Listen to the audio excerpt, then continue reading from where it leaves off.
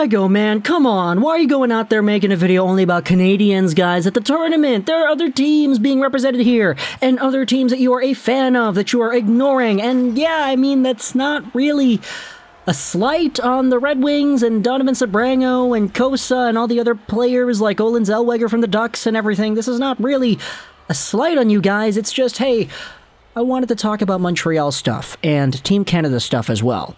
Because when it comes to Team Canada, just yesterday they announced their updated World Juniors roster for the August event. Now, normally the World Juniors happens at the end of the year, around the new year, and at the start of the next year, but this year's tournament was cancelled due to concerns with the virus. It wasn't really all too worth it for any of the players involved.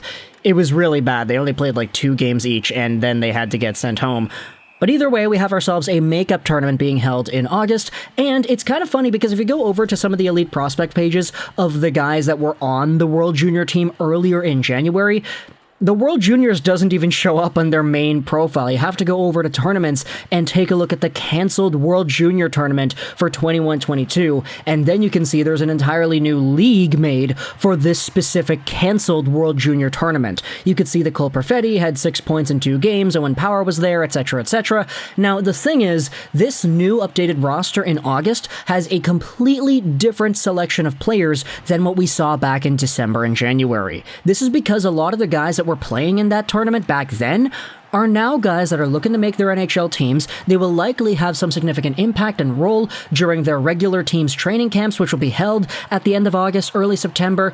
And a lot of these guys, like we said with Juraj Slafkovsky back in the video talking about his plan, they're just going to use this time to really work on themselves, go to the gym, make sure they're doing proper training in the cities that their teams are located in.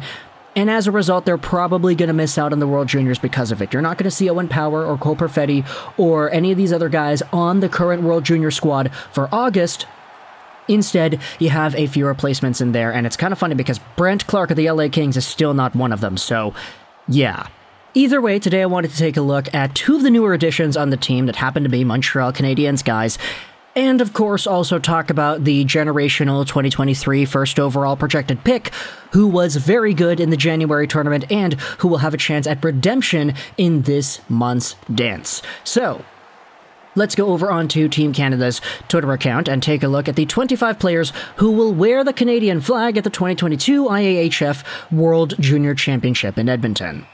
On forwards, you have Conor Bedard, Will Coyle, Elliot Denoyer, William Dufour, Tyson Forster, Nathan Gauthier, Ridley Grigg, Kent Johnson, Riley Kidney, Mason McTavish, Zach Ostapchuk, Brendan Othman, Josh Waugh, and Logan Stankoven.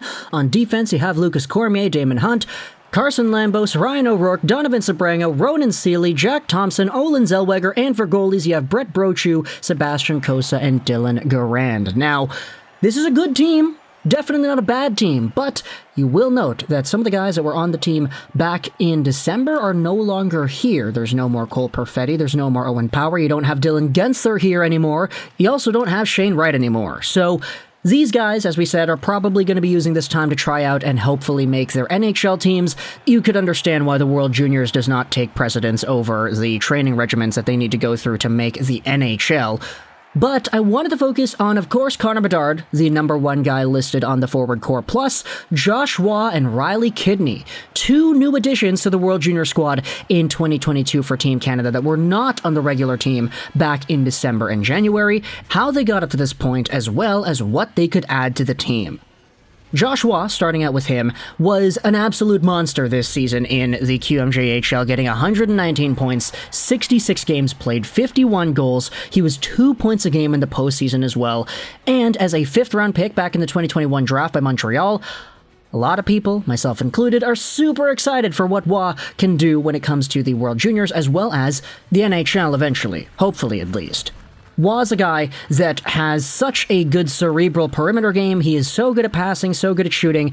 It's just the previous year's worth of development that Waugh's had have been filled with a lot of concerns with mobility, skating, as well as work ethic and engagement in the game. There's a lot to work on when it comes to the psyche that Waugh has in the QMJHL. This season, though, he's kind of masked a lot of that with his extraordinary point-producing ability. And so heading into the World Junior Tournament, we'll see if his cerebral perimeter play will translate into more more offense at this tournament. He did not make the team in December, January, because of course you had other players that were a lot better than Waugh making the team instead. It's understandable when you have guys like Gauthier and Perfetti all taking up spots instead.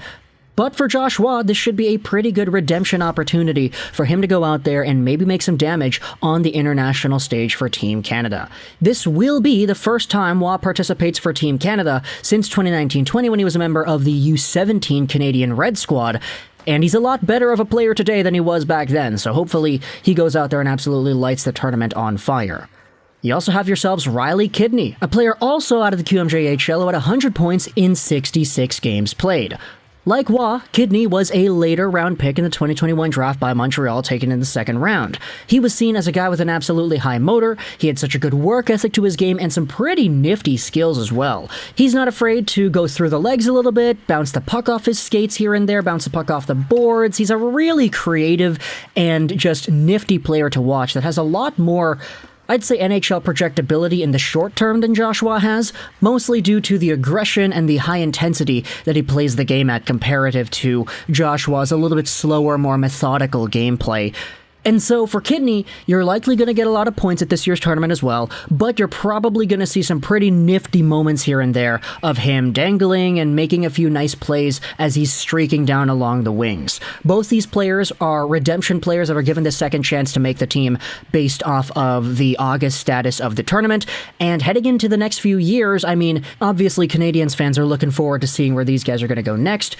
They both have the opportunity to go back into the QMJHL for 2022-2023, so this World Junior Tournament might just be some very excellent primer for those seasons.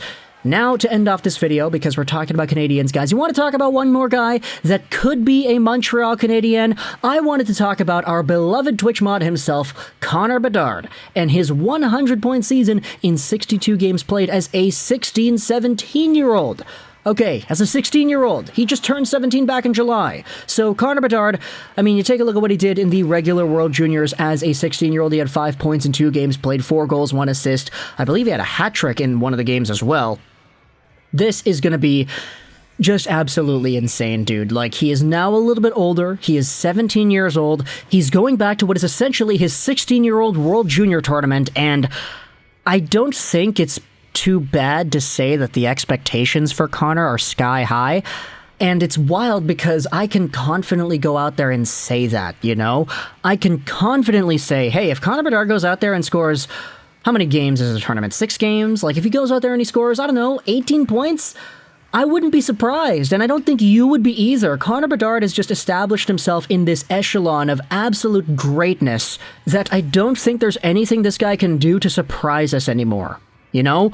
I mean, I think the most surprising thing would be if Bedard actually went cold and didn't produce all too much. But then again, it's Conor Bedard. You know he's not going to do that. So, yeah, talking about Canadiens, guys, Conor Bedard, man, give us a show. Give us what is the first overall projected pick at the 2023 NHL Entry Draft and what the status of that type of player holds. Because, I mean, when you're being hyped up as much as Bedard has been, like, this is more than Shane Wright, this is more than Jack Hughes, this is more than Rasmus Dahlin, this is more than Lafreniere.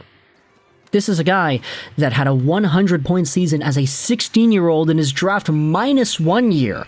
His draft regular year is probably going to see a lot more points, and hopefully best Connor McDavid's 2-point-something points per game in the OHL in 2014-15. So I'm excited for the 2 Canadiens guys that made the team this time around in Josh Waugh and Riley Kidney. I'm excited to see, of course, Conor Bedard. I'm also excited to see the rest of Team Canada and the rest of the prospects. You know, you've got some Ottawa guys thrown in there. You've got some Detroit guys thrown in there. There are a lot of good prospects throughout the systems. But, of course, because the Canadiens are the Canadiens, I wanted to capitalize on this kind of conversation topic and make a video about Waugh, Kidney, and Bedard here. So talk in the comments, your thoughts about the upcoming World Junior Tournament. I kind of want to stream for these games, but it's really going to depend on my schedule. You know, it's hot girl summer over here, so gonna try to make the best out of my summer, right? Talk in the comments your thoughts about these World Junior players and the tournament itself. I hope you enjoyed this video.